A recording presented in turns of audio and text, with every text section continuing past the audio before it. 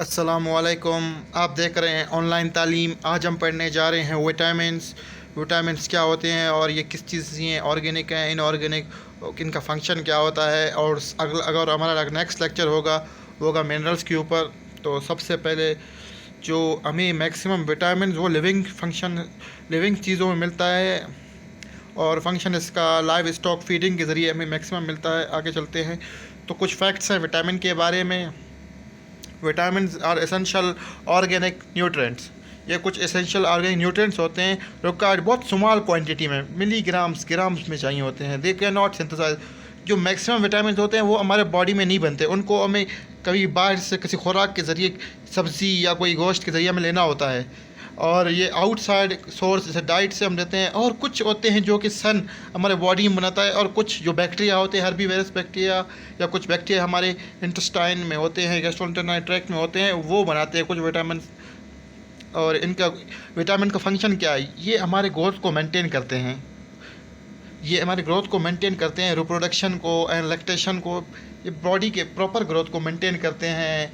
And कुछ बीमारियों में कहीं पर कोएंजाइम की जगह काम करते हैं, जैसे vitamin B complex maximum as a coenzyme काम करता है। आगे चलते हैं। अब आगे चल के हम विटामिन को क्लासीफाई करते हैं। विटामिन को हम टू मेन ग्रुप में क्लासीफाई करते हैं, fat soluble and water soluble vitamin. Fat soluble vitamin वो हैं जो कि फैट के साथ सोल्यूबल होते हैं लेकिन वाटर में इनसोल्यूबल हैं, और ये स्टोर होते हैं हमारे बॉडी में। ठीक है, जो वाटर सोल्यूबल है वो हमारे बॉडी में स्टोर नहीं होते, वो यूरिन के साथ निकल जाते हैं। ठीक है, और फैट सोल्यूबल विटामिन निकलते हैं लेकिन वो फीसेस के साथ कभी कभी निकलते हैं, लेकिन मैक्सिमम तौर पर वो स्टोर होते हैं। और जो फैट सोल्यूबल विटामिन के एग्जांपल है vitamin A and vitamin D and vitamin E and vitamin के। ये फैट सोल्यूबल विटामिन के ग्रुप में क्लासिफिकेशन में आएंगे। जो कि विटामिन वाटर सोल्यूबल विटामिन हैं वो हैं, उनके एग्जाम्पल विटामिन बी कॉम्प्लेक्स और vitamin B complex, niacin, folic and vitamin C. आप इनको कह सकते हैं जैसे कि 1, 2, 6, 12 साइनोकोबालामिन, विटामिन सी 12 को बोलते हैं। आगे चल के दिखाते हैं तुम्हें। और कुछ विटामिन के सिग्निफिकेंस डिफिशेंसीज होते हैं, डिफिशेंसी साइंस होते हैं, सोर्स होते हैं। जैसे कि सबसे पहले हम पढ़ेंगे विटामिन ए। विटामिन ए का फंक्शन क्या है? विटामिन ए एक वाटर सोल्यूबल नहीं बल्कि फैट सोल्यूबल विटामिन है। ठीक है, इसके 3 विटामिनर्स होते हैं, such as retinol and retinoic acid, और एक प्लांट सोर्स है जिसको हम बीटा कैरोटीन बोल सकते हैं। इसके फंक्शन कुछ ये है कि ये हेल्थी डेवलपमेंट स्किन के लिए आता है, ये स्किन के एपिथेलियम के लिए होता है और नर्व टिश्यू में होता है। एंड एड्स बिल्डिंग रेजिस्टेंस, ये एड्स में कुछ रेजिस्टेंस भी बिल्ड करता है। आई साइट्स, ये नाइट ब्लाइंडनेस करवा सकता है। अगर आप विटामिन सी की डिफिशियंसी हो तो सबसे पहले आपका नाइट्स ब्लाइंडनेस होगा और बोन फॉर्मेशन में थोड़ा कमी होगा, ये क्योंकि जाकर ऐड करेगा, कुछ प्रोटीन बनाने में मदद करेगा। All animal resource vitamin retention and pigment females. ठीक है, डिफिशियंसी क्या है? ग्रोथ रिटार्डेशन होगा, यंग एज में आपका ग्रोथ नहीं होगा।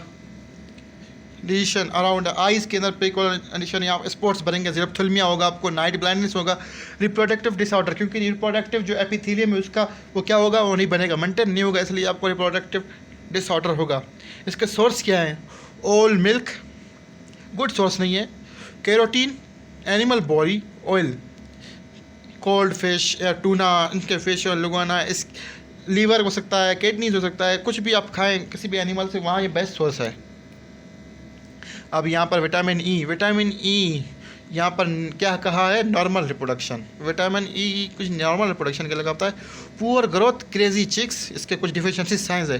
Poor growth, crazy chicks disease, muscular dystrophy, आप मसल किसी काम नहीं करें, white muscle disease in ruminant and swine and stiff limbs, इस आपके लिम्स थोड़े के effect of limb affect the nerve and muscles. ठीक है, इसका सोर्स सिंथेटिक है, पोल्ट्री है, स्वाइन, सीरियल है, ग्रेन है, व्हीट है, गरम ऑयल है, ग्रीन वेज फॉर्जेज है, and protein scented oil, concentration oil seed and peanut. यहाँ पर होता है vitamin E rapidly destroy the rancid spoiled fat, that why they are cause the white muscle disease and utilization of vitamin depend on the acute supply of selenium भी ये काम करता है। असल में विटामिन ई एक क्या है, उसको बोलते हैं हम एंटीऑक्सीडेंट, ये ज़्यादातर एंटीऑक्सीडेशन काम करता है। और सेलेनियम भी एक मिनरल है जो कि हम अगले लेक्चर में बात करेंगे उसके बारे में, वो भी ऑक्सीडेशन का काम करता है, यहाँ पर भी ऑक्सीडेशन का काम करता है।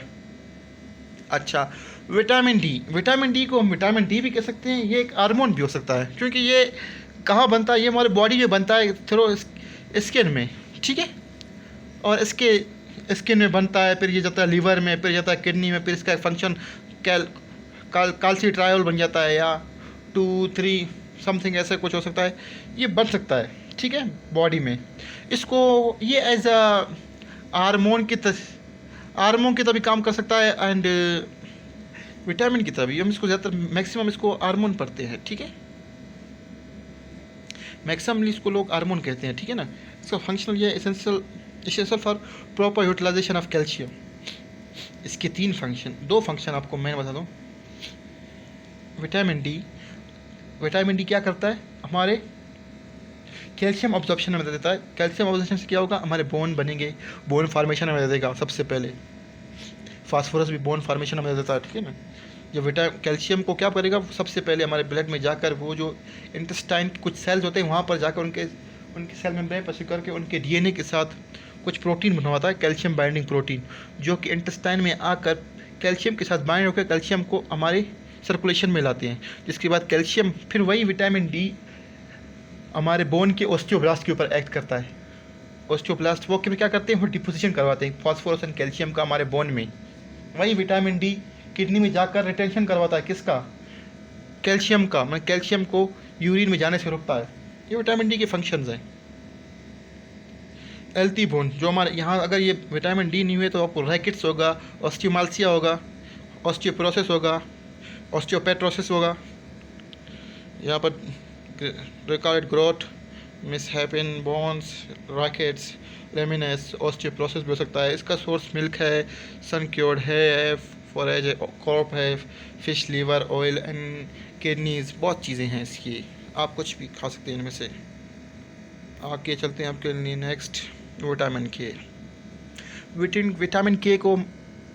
विटामिन के जो है ना, वो हमारे क्लॉथिंग में मदद देता है, ब्लड क्लॉथिंग में मैक्सिमम, ठीक है ना। इसमें fever maintenance of the normal blood coagulation, ये ब्लड कोआगुलेशन में मदद देता है हमारे। और डिफिशियंसी से क्या होगा, हमारा ब्लड लॉस होगा, क्योंकि बहुत से ब्लड फैक्टर इसके ऊपर डिपेंड होते हैं। अगर ये लॉस हो गया तो हमारे ब्लड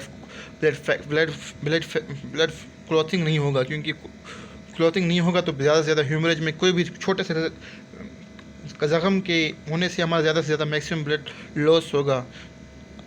और ये सबसे पहले ग्रीन लीव्स में हो गए, फिश मील में, लीवर में, सोयाबीन में, रोमेन इंटेस्टाइन बहुत जगह पर होता है। इंटेस्टाइन में भी ये बनता है, क्योंकि वहाँ पर कुछ इसके बैक्टीरियाज होते हैं, वो इसको बनाते हैं। अच्छा, vitamin C, ascorbic acid, vitamin C ascorbic acid बोलते हैं, या एंटी स्कर्वी भी बोल सकते हैं इसको। अफेक्ट और metabolism of calcium in the body, ये हमारे मेटाबॉलिज्म को अफेक्ट करता है, हमारे मेटाबॉलिज्म ऑफ कैल्शियम में, जो कि हमारे बॉडी में होता है। Regard retention of the form of animal, you get near the demonstration life stock human deficiency, scurvy होगा, स्वेल एंड पेनफुल जॉइंट, हमारे जॉइंट्स है, गम्स हैं, वो ब्लीडिंग हो जाएगा उनमें और वो पेनफुल हो जाएंगे। ब्रिटलनेस ऑफ बोन थोड़े टूट जाएंगे जल्दी। और इसका मेन सोर्स सिट्रस फूड है, जैसे ऑरेंज है, लेमन है, टमाटोज है, लीफी वेजिटेबल्स एंड पोटैटोज, इन सब में मौजूद होता है। विटामिन B1, थायमिन क्या है, ये थायमिन एज आ काम करता है, आपने देखा कोएंजाइम TMP, ये हमारे नॉर्मल मेटाबॉलिज्म ऑफ कार्बोहाइड्रेट के लिए ज़रूरी होता है। डिफिशिएंसी इन लॉन्ग्स, एपेटाइटिस, मस्कुलर वीकनेस होता है, नर्वस डिसऑर्डर होता है, जनरल वीकनेस एंड वेस्टिंग बेरी एंड सोर्स इसका होल ग्रेन है, specially their seed and coat, embryos, fresh green forage and yeast milk and human synthesis हो सकता है।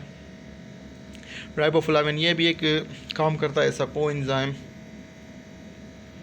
Necessary for normal embryo development and important metabolism, amino acid and carbohydrate की metabolism में काम देता है। ये भी कहीं पर काम देता है, कहीं पर कोई भी रिएक्शन हो वहाँ पर इनका ज़रूरत होता है as a coenzyme. Significance, poor reproduction characteristic और small little deform young, cleft palate, जहाँ पर आपका जो नाक और जो बीच में जो दांतों के बीच में सुराख बन जाता है, disturbance, general weakness and E abnormality, इसका भी सोर्स मिल्क है, डायरी प्रोडक्ट्स है, यीस्ट है, ग्रीन है, क्यूरोड है, स्पेशली अल्फ़ा वॉलग्रेन्स, ये वीटे ब्रेन है, ये आप पढ़ ले कई से बुक से। अभी हम चलते हैं मिनरल इंशाल्लाह हम आपको मिनरल अगले लेक्चर में मिनरल बताएंगे, और आपको और भी बहुत से जो हमारे जो विटामिन रह रहे थे उनको भी पढ़ाएंगे, लेकिन हम सबको एक एक करके पढ़ेंगे, ठीक है। डिटेल में एक एक करके विटामिन पढ़ेंगे, ठीक है ना। यहाँ पर मैंने ऊपर से बता रहा था आपको, मैं डिटेल में एक एक करके आपको पढ़ाऊँगा, वो भी ज़बरदस्त, और आपका पेपर का तैयारी हो जाएगा। तो अगर आपको हमारा चैनल अच्छा लगे तो हमारे चैनल को सब्सक्राइब करें और बेल आइकन दबाना ना भूलें। शुक्रिया, खुदा हाफ़िज़। अगर आपको कोई भी लेक्चर का डिमांड हो तो कमेंट्स में आप बता सकते हैं। खुदा हाफ़िज़।